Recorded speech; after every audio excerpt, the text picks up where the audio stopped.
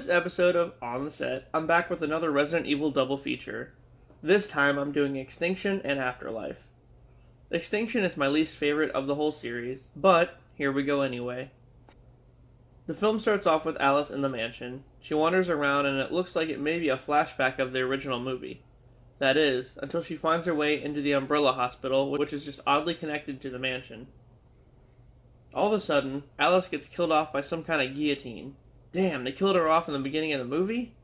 Oh, no, she's actually one of many clones that Umbrella have been experimenting with, attempting to recreate the original Project Alice. There's literally a whole ditch full of clones. Anyway, we then learn that it's been 5 years since the events of Apocalypse. Following the destruction of Raccoon City, Umbrella failed in containing the outbreak, and now the entire world is basically a wasteland. Here, we find Alice in what used to be Las Vegas. She gets a radio transmission for a survivor calling for help at an abandoned radio station. But when she gets there, it's a trap, and she gets put in a hole. And no, she doesn't put the lotion on the skin. Eventually, she gets out, and the marauders who kidnapped her are killed by a Cerberus.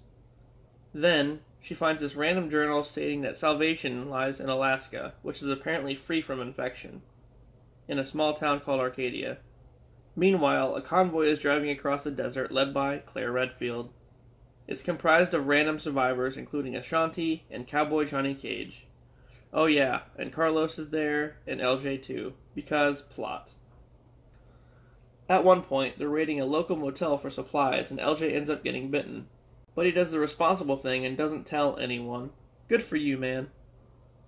Then, the convoy gets swarmed by infected crows, and who saves the day? Alice, with her newfound telekinesis. Okay, so I've talked about this many times before, but where the hell in the games, besides Part 7, did they remotely even mention telekinesis? What? The T-Virus just turns you into a zombie, and that's about it.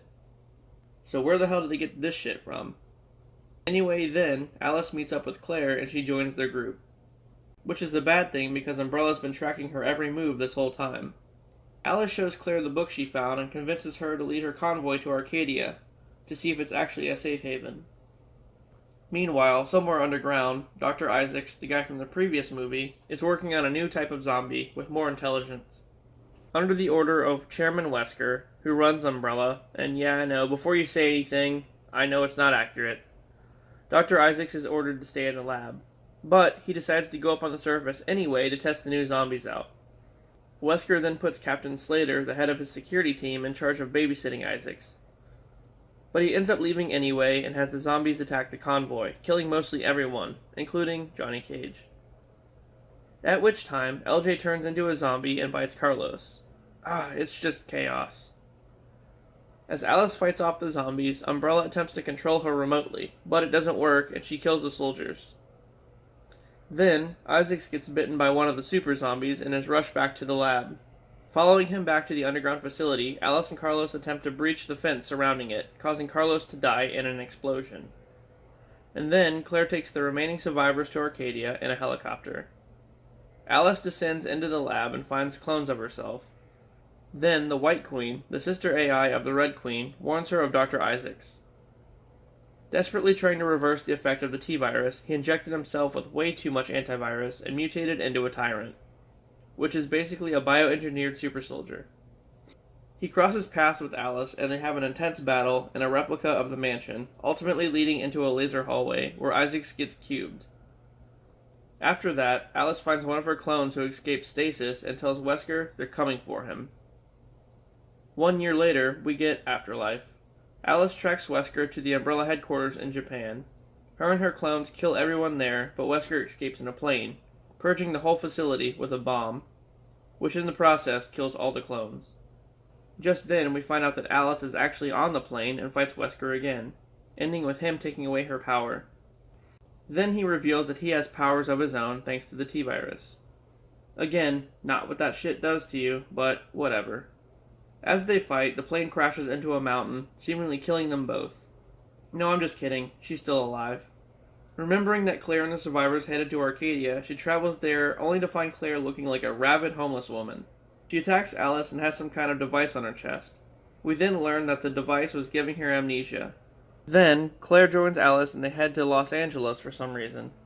It looks like they just crossed over into the Walking Dead universe, honestly. They land on the top of a prison which is housing a group of survivors, including this douchey guy named Bennett and Luther, who likes to say star power all the time. They tell Alice that Arcadia has been broadcasting and is looking for survivors. However, it's not a city in Alaska, it's a giant ship.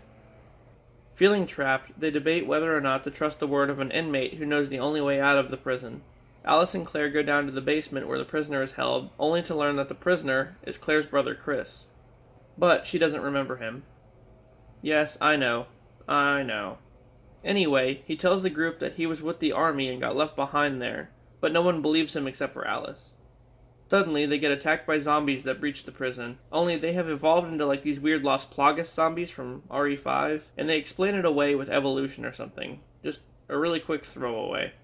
Alice frees Chris and they attempt to escape, only to be greeted by an executioner, one of Umbrella's experiments. Finding out that their only way out, an armored vehicle, can't even run, Bennett steals the plane and heads to the ship by himself. What a douche. Alice and Claire manage to defeat the executioner in an awesome shower fight, and the remaining survivors head to the ship. Luther, however, doesn't make it. Alice and Claire soon discover there's no one on board the ship, which is super sketchy. As Claire starts to get her memory back, she remembers that Arcadia isn't a safe haven at all, but a trap set by Umbrella to capture people to use for testing. What a bunch of assholes. Upon getting to Arcadia, Claire was ambushed by Umbrella and the survivors were all kidnapped. Well, here they are. Claire finds a way to release them all on board. Meanwhile, Alice follows the blood trail to a room where Wesker is just hanging out. Yep, he's still alive. He tells her that the T-virus brought him back, but it fights him for control. So he had to start eating people because fresh human DNA subdues the T-virus, I guess. Again, who the hell comes up with this shit? That's not in the game. Okay, so if you get bit by a zombie, right, you could just be a cannibal and then you'll be fine? Is that what they're saying? Got it. Wesker then reveals his master plan to capture Alice so he can eat her. Really? His game plan this whole time was just to capture her and eat her? Because, yeah. After that, the Redfields walk in and have a battle against Wesker, which they ultimately lose. If that's not bad enough, Bennett then appears, now as Wesker's bitch. Alice subdues Bennett thanks to one of the survivors named Kmart helping her out, and then she defeats Wesker by shooting him in the head. They leave Bennett behind and lock him in the room, only to be eaten by Wesker as he regenerates. Itchy, tasty. After that, Wesker attempts to escape in a helicopter just like he did before, but this time, blowing up the giant ship. However, Alice was 2 steps ahead and put the bomb on the plane and blows Wesker to hell. Alice vows to turn Arcadia into an actual safe haven, just as Umbrella shows up and surrounds the ship. Well, damn. Then, we get a brief mid-credit scene of Jill Valentine, now under Umbrella's control. She's about to lead an assault on Alice. The end. So, like I said, Extinction was my least favorite. I did like the tyrant portion of the film, though. Afterlife was a lot better, with Wesker fighting the Redfields and everything.